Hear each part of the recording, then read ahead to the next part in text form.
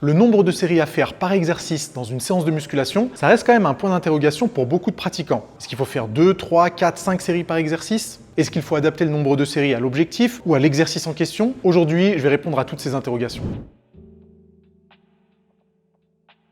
Bienvenue sur la chaîne Fitmass, je m'appelle Nassim Saïli, je suis le créateur des programmes Fitmass. Des programmes qui sont faits pour vous, quel que soit votre objectif, que vous vouliez prendre du muscle, perdre du gras, constituer votre propre programme ou même avoir un accompagnement personnalisé avec l'un des coachs Fitmass. Sur fitmass.fr, vous retrouverez plein de programmes basés sur la science et qui sont évidemment conçus et testés par mes soins. Le lien du site fitmass.fr est dans la description et voyons ensemble quel est le nombre de séances parfait par exercice. Lorsqu'on cherche à déterminer le nombre de séries à effectuer par exercice, il faut d'abord se poser la question suivante. Combien de séries je vais effectuer par semaine et par groupe musculaire? C'est un peu la base quand on va constituer un programme de musculation. Si on ne sait pas combien de séries on effectue par semaine et par groupe musculaire, eh bien c'est très difficile de pouvoir les répartir sur chacune de vos séances et sur chacun de vos exercices. Pourquoi est-ce qu'on prend ce référentiel-là? Parce que toutes les études scientifiques sur le sujet ont été faites sur le nombre de séries hebdomadaires et par groupe musculaire. Petit exemple, vous décidez pour les pectoraux de faire 20 séries dans la semaine et vous ne faites qu'une seule séance pectoraux par semaine. Eh bien, ces 20 séries devront être réparties sur 3, 4, 5 exercices que vous allez effectuer dans votre séance pectoraux. Et du coup, si vous faites 4 exercices et que vous devez comptabiliser 20 séries, vous en arrivez à 5 séries par exercice. C'est juste un exemple. Sur le terrain, le nombre de séries hebdomadaires doit être minutieusement choisi en fonction de votre objectif, de votre expérience et des points forts, points faibles que vous pourriez avoir. Mais lorsque vous avez compris que le plus important n'était pas nécessairement le nombre de séries par exercice, mais plutôt le nombre total de séries par groupe musculaire et par semaine, on a déjà fait un gros pas en avant. Le deuxième point important, lorsque vous choisissez le nombre de séries à faire par exercice, c'est la gestion de la fatigue. J'ose espérer que dans votre programme de musculation, vous avez sûrement déjà testé de faire 3 séries, 4 séries, 5 séries par exercice. Et je suis presque certain que vous avez remarqué que lorsque vous faites 4, 5, voire même peut-être 6 séries, eh bien vos performances ont tendance à chuter assez rapidement. C'est ça qu'on appelle la gestion de la fatigue. Vous n'êtes pas sans savoir que pour prendre du muscle, il faut quand même soulever des charges de travail importantes. Soulever des charges de travail importantes vous permettra de provoquer une tension mécanique importante qui se traduira par de l'hypertrophie, donc vos fibres musculaires qui vont grossir. Mais si au fur et à mesure de votre exercice, vos performances ont tendance à chuter trop rapidement, eh bien forcément, ça aura une répercussion sur l'intensité de travail et à terme sur votre progression. Tout ça veut dire que vous allez devoir faire un minimum d'expérimentation. Je vous recommande de tester plusieurs nombres de séries par exercice, 3, 4, 5, voire même 6, et de vérifier à quel point vos performances descendent au fur et à mesure de ces séries. Si par exemple sur du développé couché, vous vous êtes fixé des séries de 10, que vous arrivez à utiliser 100 kg sur la première série, 100 kg sur la deuxième série, 90 kg sur la troisième série,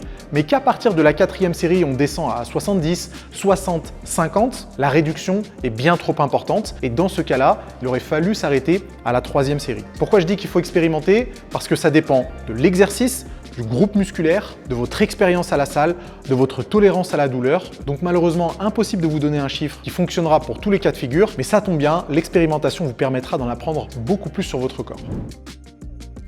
Et pour compléter le point précédent, en réalité, il n'y a pas de minimum ni de maximum. Je me rappelle d'une anecdote super intéressante d'Arnold Schwarzenegger qui s'entraînait au Gold's Gym pendant l'âge d'or du bodybuilding, c'est-à-dire à peu près dans les années 70. Il racontait à quel point lui-même expérimentait différents formats d'entraînement et différents nombres de séries par exercice, allant jusqu'à faire des séances d'entraînement où il n'effectuait qu'une seule série par exercice et donc multiplier le nombre d'exercices, ou au contraire, des séances d'entraînement où il n'y avait qu'un seul exercice et un nombre de séries assez délirant. On part de 15, 20, 25 séries sur un seul exercice. Alors bien sûr, ça c'est des pratiques extrêmes qui sont là juste pour expérimenter, mais ils n'avaient pas d'autre choix à l'époque étant donné qu'il n'y avait pas autant d'études scientifiques qu'aujourd'hui. Mais ça nous permet de réaliser qu'il n'y a pas de minimum ni de maximum. Si vous arrivez à choisir un exercice et qu'il ne vous faut qu'une seule série pour atteindre l'intensité maximale, la charge maximale, atteindre l'échec musculaire sans aucun problème et que ça s'imbrique bien dans le reste de votre programmation d'entraînement, c'est nickel. Et puis au contraire, si vous êtes dans une phase d'entraînement où l'accumulation de volume va être importante, il n'y a aucune contre-indication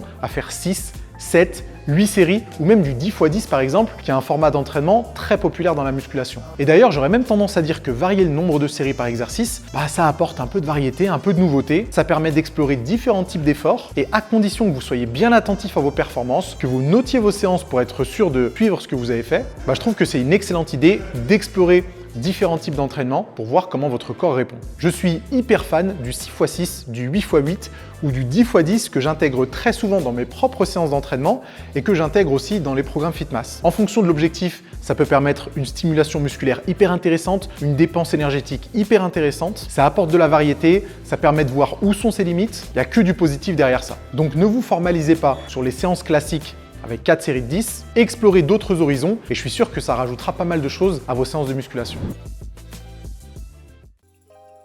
Mais alors on peut se demander pourquoi la plupart des programmes de musculation, on se retrouve avec un format très classique de 4 séries et parfois même de 10 à 12 répétitions. En fait, c'est un peu basé sur les études scientifiques qui ont été faites il y a un moment maintenant, plusieurs décennies, et qui recommandaient de faire entre 16 et 20 séries par semaine et par groupe musculaire. Et si on part du principe que chaque groupe musculaire était entraîné une fois par semaine avec 4 ou 5 exercices différents, eh bien on se retrouve 20 séries qui sont réparties en 4 ou 5 exercices, donc environ 4 séries de travail. Dans une prochaine vidéo, je pourrais vous expliquer pourquoi la plupart des programmes de musculation comportent des séries de 10 ou 12 répétitions. Mais pour le coup, c'est un peu le même principe pour le nombre de séries. Il n'y a pas vraiment de justification. Et comme je l'ai précisé dans les points précédents, rien ne nous empêche à faire un petit peu moins ou même beaucoup plus, à condition de savoir pourquoi on fait ce choix. Dans mes propres programmes de musculation et ceux que je propose sur le site fitmass.fr, je pars toujours du nombre de séries hebdomadaires par groupe musculaire. Et c'est avec cette variable, qui est la plus importante de toutes, que je vais faire ma petite répartition. C'est exactement comme ça que je vous recommande de faire pour éviter de vous entraîner au hasard, à l'instinct, et de choisir le nombre de séries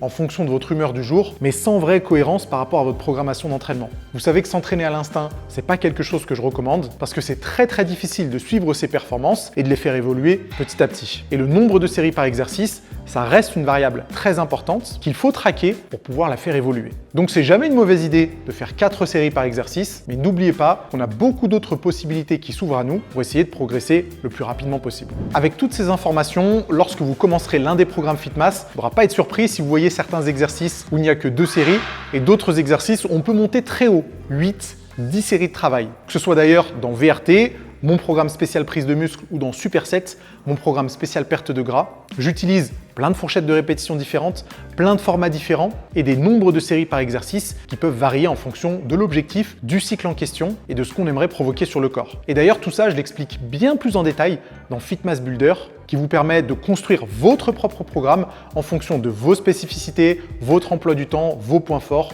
vos points faibles. C'est hyper complet. Donc si jamais vous voulez jeter un œil, vous cliquez sur le premier lien dans la description. Je suis sûr que sur fitmass.fr, vous trouverez le programme qui vous correspond, que vous soyez un homme ou une femme, quel que soit votre objectif, quelle que soit votre fréquence d'entraînement. Donc allez y faire un tour et bon courage lorsque vous commencerez votre programme. Merci d'avoir visionné la vidéo et sur ce, on se retrouve bientôt pour d'autres conseils.